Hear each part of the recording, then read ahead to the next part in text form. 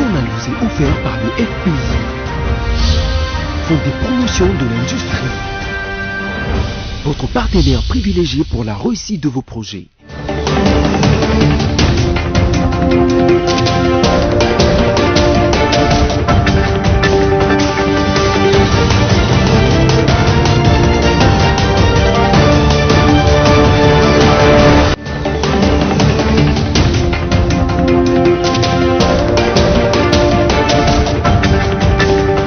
Mesdames, Messieurs, il est l'heure de vous informer sur BC Télévision. Voici les sommaires de votre journal. Incursion des miliciens Codeco ce vendredi à Bunia, dans l'Ituri. Le calme est revenu dans la ville dans les après-midi.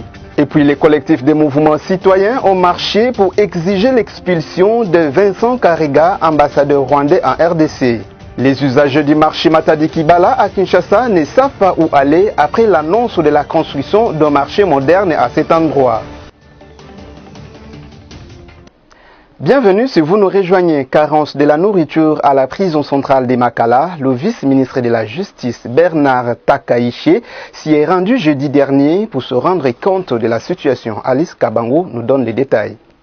Alerté par les directeurs du centre pénitentiaire de rééducation de Kinshasa CPRK sur la nécessité d'apporter un nouvel approvisionnement en denrées alimentaires aux détenus, le vice-ministre de la Justice Bernard Ngumbi a effectué une visite de travail jeudi 3 septembre à la prison centrale de Makala. Il était question de s'imprégner de la situation réelle que connaît le CPRK en ce qui concerne l'approvisionnement. Le vice-ministre de la Justice a par ailleurs rassuré les pensionnaires de la prison centrale de Makala que très rapidement des solutions seront apportées. Pour rappel, une alerte a été lancée en début de la semaine sur la rupture de stock de denrées alimentaires à la prison centrale de Makala, non seulement par les directeurs du CPRK, mais aussi par l'Association congolaise pour l'accès à la justice. Et puis le calme est revenu ce vendredi à Bunia, chef-lieu de la province de l'Ituri, après irruption des miliciens Codeco qui réclamaient la libération de leurs membres détenus à la prison de Bunia. C'est un reportage de Josué Kalamba. Le matin de ce vendredi 4 septembre 2020, dans la ville de Bunia, la situation était presque paralysée. Pour cause, des dizaines de miliciens Codeco ont fait irruption dans la ville munis d'armes blanches et à feu. D'après le porte-parole de l'armée régulière dans cette partie du pays, lieutenant Jules Ngongo, ces gens identifiés comme Codeco voulaient la libération de leurs compagnons détenus à la prison centrale de Bunia. Des sources sûres nous renseignent que leurs desiderata ont été pris en compte par les autorités de la province et le calme revenu dans les après-midi. Rappelons que la milice coopérative de développement du Congo Codeco opère depuis plusieurs années en Ituri et ses environs et a déjà commis beaucoup de forfaits dans ce coin de la République démocratique du Congo. Autre chose à présent, les mouvements citoyens Lucha et Filimbi ont bel et bien manifesté ce vendredi 4 septembre à Kinshasa. C'était pour exiger l'expulsion du sol congolais de l'ambassadeur du Rwanda, Vincent Karega. Mais la police a empêché ces militants d'accéder à l'ambassade du Rwanda où un message devrait être lu. Sami Bosongo et Abel Kassongo nous donnent les détails.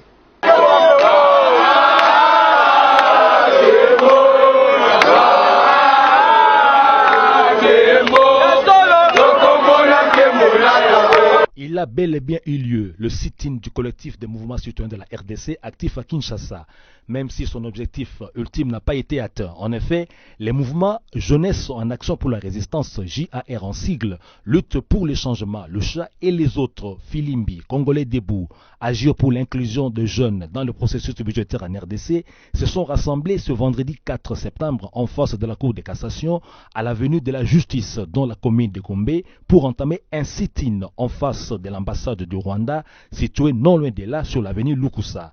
Sur les calicots des uns des autres, des inscriptions réclamant l'expulsion de Vincent Karega de la RDC. Il était prévu dans le programme des organisateurs de l'activité qu'après le regroupement, le représentant de ces mouvements citoyens et les autres Congolais se dirigent sous l'encadrement de la police en face de l'ambassade du Rwanda, où le message de réclamation d'expulsion de l'ambassadeur Vincent Karega devrait être lu. Cependant, après l'affluence des militants et le discours de Carbone Béni, un des organisateurs de l'activité, le départ vers l'ambassade du Rwanda a été étouffé dans l'œuf. L'imposant dispositif policier présent à cet endroit a empêché les militants d'aller plus loin, faisant usage de gaz lacrymogènes, ce qui a surchauffé l'atmosphère et les militants ont protesté contre cette action des policiers. Discussion, course dans tous les sens, appel à la résistance, coup de crosse de la part des policiers, arrestation de quelques militants, protestation des militants, voilà le spectacle produit et vécu en ce coin de la capitale entre 11h et 12h de ce vendredi 4 septembre. Finalement, Carbone Beni de Lucha déclarera la fin de cette activité, la présentant comme la première d'une série d'activités qui seront organisées jusqu'à l'obtention de l'expulsion de l'ambassadeur rwandais de Kinshasa. L'on rappelle que malgré l'interdiction de l'autorité de la ville, Jean-Tini Ngobila, le collectif des mouvements citoyens a tenu son activité. Celle-ci est une expression de colère en réaction aux propos de l'ambassadeur rwandais en poste à Kinshasa qui, dans un tweet, avait minimisé l'ampleur de l'hécatombe des Congolais à Kasika le 24 août 1998. En effet, à cette date, des tueries d'une rare cruauté attribuées aux rebelles Banyamulenge qui sont des Tutsis congolais rwandophones avaient été perpétrées dans les villages autour de la mission catholique de Kasika dans le sud du Kivu. Les bilans, divergents selon les sources, faisaient état de 47 à au moins 207 morts. Suivez à présent les représentants de ces mouvements citoyens qui se sont exprimés au micro de Sami Bosongo et Abel Kassongo. Les Congolais expriment leur indignation par rapport aux propos négationnistes de l'ambassadeur rwandais à Kinshasa en rapport avec le massacre du 24 août 98. C'est indigne, c'est irresponsable de sa part de tenir de tels propos. C'est comme ça qu'on est là pour ce sit-in d'aujourd'hui et c'est une première activité que nous venons de commencer. On prend directement la relation, l'expulsion de l'ambassadeur rwandais sur le sol congolais. Ça, c'est une évidence. Et après, nous réclamons aussi la mise en œuvre du rapport mapping et aussi la cessation de menaces contre le docteur Mukwege qui est prix Nobel et qui est menacé à cause de son combat pour la paix et la justice à l'est de notre pays. Voilà pourquoi on est là. La dignité, la jeunesse congolaise qui se prend en charge d'abord et que l'on n'acceptera pas, mais pas du tout, que l'on marche sur nous, que l'on marche sur nos morts, que l'on crache sur nos morts dans notre propre territoire. C'est ça le sens. C'est la dignité, le respect. Ça veut dire tout simplement que nous ne pouvons pas, que le rapport mapping doit être déterré pour que les conséquences soient tirées. D'abord cela, le rapport mapping et puis le tribunal pénal international pour le Rwanda. Au moment où on parle, à Bunia, c'est en train de barder, les Codeco sont là, les M23, les CECI, les ADF, tout ça on en a marre de tous ces gens qu'on incorpore dans l'armée et qu'une personne se permette, ambassadeur que soit-il, de pouvoir cracher sur nos morts, ça ce n'est plus du tout acceptable. C'est de ça qu'il s'agit. Il faut enlever la peur. Il faut enlever la peur. Les Congolais surtout, il faut enlever la peur. C'est notre pays. Chaque génération se doit de prendre ses responsabilités. Ça, c'est France Fanon. Le moment est arrivé. Il faut prendre les responsabilités. C'est maintenant que ça doit se faire. Nous ne pouvons pas baisser les bras sans que nous ayons obtenu gain de cause. Et les gains de cause, le premier étape pour l'instant, c'est l'expulsion de M. Vincent Karega, sans pitié aucun. Donc, malgré tous les défis et obstacles que nous pouvons rencontrer, nous devons nous assurer que M. Karega n'existe plus en RDC. Pourquoi pas même arriver à exiger la fermeté de l'ambassade du Rwanda en RDC. Voilà. Aujourd'hui, nous sommes là pour cette cause, mais aussi nous sommes là pour exiger l'appropriation du rapport mapping par le peuple congolais et le gouvernement de la RDC. Parce que, en fait, avec plus de 10 millions de Congolais massacrés par l'armée rwandaise, en complicité avec des politiques congolais, des infiltrés, il faudra qu'un jour la justice soit faite. Affaire milice découverte dans le quartier Kingabwa à Kinshasa, le panel des experts de la société civile chapeauté par Maître Dieudonné Mouchagalusha appelle la MONUSCO à ouvrir une enquête. Il a été joint au téléphone de Josué Kalamba.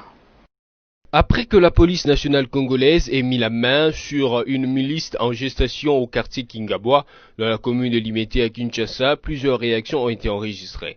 La dernière en date est celle du panel des experts de la société civile que chapeaute Dieudonné Mouchagalusha. Cette structure fait appel à la MONUSCO pour des enquêtes indépendantes à ce sujet pour deux raisons qu'énumère ici Dieudonné Mouchagalusha. Oui, le premier élément, c'est que quand on a une milice civile, ça s'apparente au terrorisme urbain. Et on sait que l'objectif de cette milice-là, c'est pour intimider, anéantir et enlever quiconque ne pourra pas avoir une même idéologie politique ou d'expression orale avec cette milice. Mais également, il faut signaler qu'il risque de travailler contre l'équilibre des institutions de la République parce que Kinshasa, c'est le siège des institutions. Le deuxième élément de notre motivation, c'est que la mission de la MONUSCO en RDC, c'est de travailler pour la stabilité de la paix, la stabilité des institutions, le renforcement de l'État congolais, mais également la sécurité des civils. Pourquoi le choix de la mission onusienne au détriment des services du ministère de l'Intérieur? Dieudonné Moussa Galoucha répond. Non, la première chose, d'abord, il faut saluer la bravoure de la police nationale congolaise qui a demandé l'aide. Je voulais dire que je dois dire haut et fort, il est connu que ces victimes de la présence avec une formation politique de la coalition au pouvoir. Et donc, c'est difficile ceux qui vont mener les enquêtes puissent être impartiales. Donc, il va dire soit qu'il faut aider à titre non seulement d'observateur, mais qui va avoir un autre œil en dehors de ce qui serait activité. Et donc, à ce moment, la vérité pourra être établie et serait concernée devant la justice. Au cas où cette démarche ne produit pas des résultats satisfaisants, le panel des experts de la société civile promet de continuer à faire le suivi pour tirer au clair cette affaire de milice dans les villes du pays. Instant coronavirus sur 187 échantillons testés ce jeudi 3 septembre, 23 sont déclarés positifs au coronavirus. Les nouveaux cas confirmés sont répertoriés à Kinshasa avec 16 cas, au Haut-Katanga avec 6 et au Sud Kivu avec un seul cas selon le bulletin quotidien du comité multisectoriel de la riposte à la pandémie du coronavirus. Merveille Bavabebay nous en dit plus. Dans son bulletin numéro 164 du jeudi 3 septembre 2020, le secrétariat technique de la riposte contre la Covid-19 de l'Institut national de recherche biomédicale INRB indique au compteur 10 149 personnes atteintes ainsi que 9 411 guéris contre 259 décès. Pour la journée, 187 échantillons ont été soumis au test, parmi lesquels 23 cas confirmés, dont 16 à Kinshasa, 6 dans le Haut-Katanga et 1 au Sud Kivu. Aucun décès n'a été signalé. Par contre, 44 personnes ont quitté les centres de traitement de Covid-19. Quant à ceux, plus de guéris ont été signalés dans la province du Nord Kivu avec 31 cas, suivis de Kinshasa à 10 cas, 1 cas en Ituri et au Sud Kivu. Depuis le début de la maladie au pays, 17 provinces au total sont déjà touchées par ce fléau du siècle. La capitale Kinshasa en demeure toujours l'épicentre. Le conseiller principal du chef de l'État en charge des infrastructures, David Moukeba, a, lors de son séjour dans le Kasaï oriental, visité les travaux des voiries d'Mbujimai effectués par l'OVD. Je suis Kalamba et Blanchard Zola pour le reportage. En séjour dans la province du Kasaï oriental, plus précisément Mbujimai, le conseiller principal du chef de l'État, David Moukeba, a visité les travaux de voirie exécutés dans cette partie du pays. D'abord, accompagné du gouverneur de province Jean Maouija, le conseiller principal David Moukeba a fait la ronde des chantiers, faisant d'une pierre deux coups. Le CP David Moukeba a aussi jeté un coup d'œil aux travaux de lutte contre les érosions avec la construction des collecteurs par l'Office de voirie et drainage. Que le président de la République veille sur tout ce qui bouge afin de pouvoir apporter des solutions pour soulager tant soit peu le vécu quotidien de nos populations. Et puis, les travaux de réhabilitation de la route nationale numéro 1 n'ont pas été jetés dans les oubliettes. David Moukeba a tenu à être sur ce chantier qui part de Mbujimai au lac Mukamba, selon le directeur provincial de l'office de route, qui a aussi fait savoir que cette route sera stable, peu importe la saison. Vous avez fait la route ensemble avec nous. Vous remarquez que nous sommes à Kabeaka Mwanga. C'est au PK 48 km de Mbujimai. Les travaux évoluent très bien jusqu'à présent. Et seulement nous suivons la lyre de financement qui vient à petit peu, mais bon, on avance quand même. Vous voyez maintenant, nous savons rouler d'Mbujimai ici avec une vitesse de 40 km à l'heure. Donc dans moins d'une heure d'état, nous sommes à Kabiakamwang. Quant à David Moukeba, ceci découle de la vision du chef de l'État, Félix Antoine Tshisekedi Tshilombo. Et aujourd'hui, nous pouvons dire haut et fort que le président de la République n'avait pas tort. Il a confiance aux fils et filles de notre pays de par leur expertise et leur technicité. Nous venons ici de parcourir un des tronçons de la nationale numéro 1 dans la section de Mbujimai à Kamwanga. Nous avons vu ce que nos techniciens ont fait, ce qu'ils sont capables de faire. Je pense qu'il y a lieu de continuer à leur faire confiance et à les appuyer davantage. Avant de prendre l'avion pour Kinshasa, le CP David Moukeba a visité le site de l'aéroport où les travaux seront bientôt exécutés pour doter la ville de Mbujimai d'un aéroport digne des grandes villes. Et puis, 27 entreprises sur 58 ont été retenues par l'Office des routes conformément à l'appel d'offres lancé par cette entreprise le 30 juin dernier. L'objectif étant de réhabiliter la route nationale numéro 1, tronçon Kinshasa-Bachamba dans le Kwilu. Josué Kalamba signe ce reportage. Après que 58 entreprises aient adhéré à l'appel d'offres lancé le 30 juin dernier par l'Office des routes, 27 seulement ont déposé leur offre. Elles souhaitent offrir leurs services pour la réhabilitation de 622 km sur la route nationale numéro 1 de Kinshasa jusqu'à Bachamba dans le Kwilu. Chaque entreprise a proposé son prix et sa garantie de soumission auprès d'une banque contractée. Désormais, le gré à gré appartient à l'histoire. C'était sous l'œil vigilant du directeur général de l'Office de route que l'un de ses collaborateurs explique le bien fondé de cette action.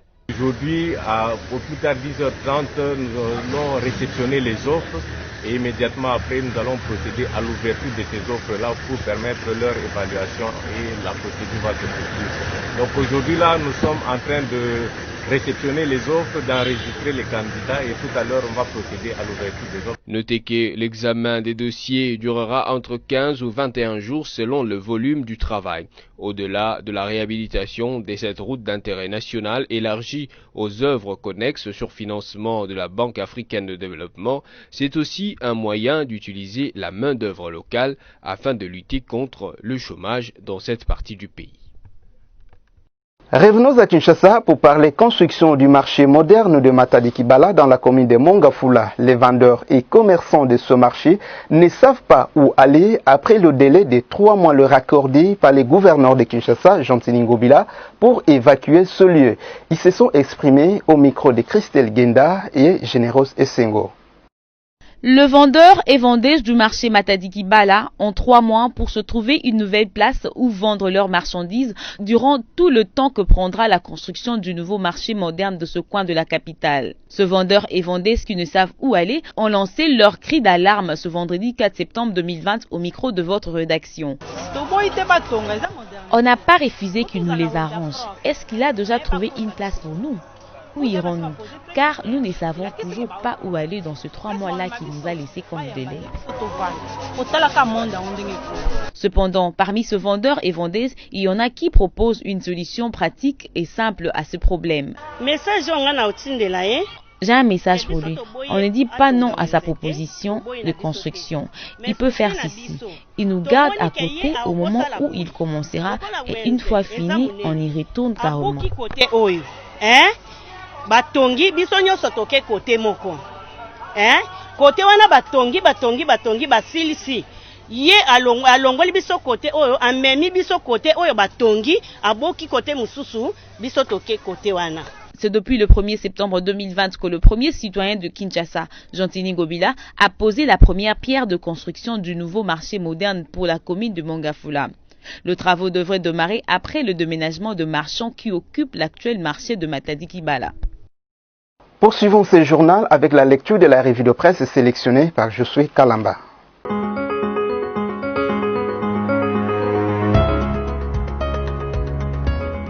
Merci de poursuivre les informations avec la revue de la presse de ce jour. Commençons avec l'agence congolaise de presse qui écrit « Madame Leila Zerougui salue les efforts de la RDC dans la gestion de la Covid ». La représentante spéciale du secrétaire général de l'ONU en RDC, Leila Zerougui, a salué les efforts de la RDC réalisés dans la gestion de la pandémie de coronavirus. Au cours de la conférence de presse des Nations Unies tenue au bureau de la mission de l'ONU pour la stabilisation en RDC dans les installations de l'ex-UTEX Africa à La Gombe, Leila Zerougui a invité le peuple congolais à respecter toutes les mesures édictées par l'autorité du pays pour combattre cette pandémie, notamment le port obligatoire de masques, la distanciation, le lavage régulier de mains. Poursuivons cette revue de presse avec Forum des As qui note en grand titre « Attaque contre le bureau de coordination du parti de Fayoulou, les CID accusent l'IDPS ». Un groupe de personnes non clairement identifiées ont saccagé jeudi 3 septembre dans la matinée le bureau de coordination du parti Engagement pour la citoyenneté et le développement SID situé à la 4e rue Lumété. Dans leur rage, les assaillants ont emporté drapeaux et autres symboles du parti avant de détruire plusieurs objets du bureau, affirme Devos Kitoko, secrétaire général du parti cher à Martin Fayoulou. Selon des témoignages recueillis sur place par la même source, affirme Devos Kitoko, secrétaire général du parti cher à Martin Fayoulou, cité par les sites d'information en ligne 7sur7.cd.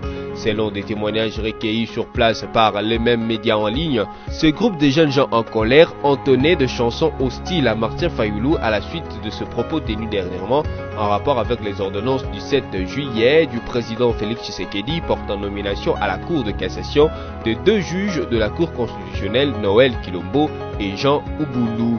Terminons cette revue de presse avec ce titre de Capi.net, Sud Kivu, une marche pour dénoncer des menaces de mort contre le docteur Denis Mukwege et contre l'insécurité à Bukavu. Une marche de soutien à Denis Mukwege contre les menaces de mort qui pèsent sur sa personne a eu lieu jeudi 3 septembre à Bukavu. Toutes les forces vives de la communauté sont descendues dans la rue aux côtés des femmes victimes de violences sexuelles qui bénéficient de soins et l'encadrement du docteur Denis Mukwege dans son hôpital de Panzi. Cette marche est partie du mouvement Rond-Point Nyamwera jusqu'au cabinet du gouverneur de province où un mémorandum a été déposé. C'est tout pour aujourd'hui. Merci, à la prochaine.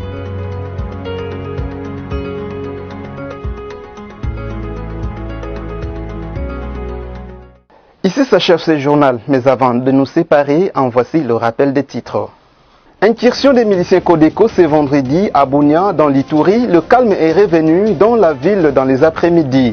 Et puis les collectifs des mouvements citoyens ont marché pour exiger l'expulsion de Vincent Karega, ambassadeur rwandais en RDC. Les usagers du marché Matadi Kibala à Kinshasa ne savent pas où aller après l'annonce de la construction d'un marché moderne à cet endroit. Fin complète de cette édition d'information. Merci d'avoir suivi BC Télévision. Je suis Liévin Zolo. Je vous souhaite un très bon week-end.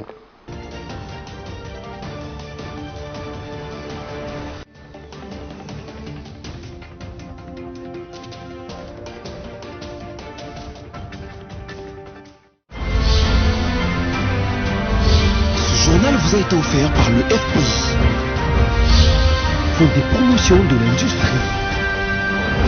Votre partenaire privilégié pour la réussite de vos projets.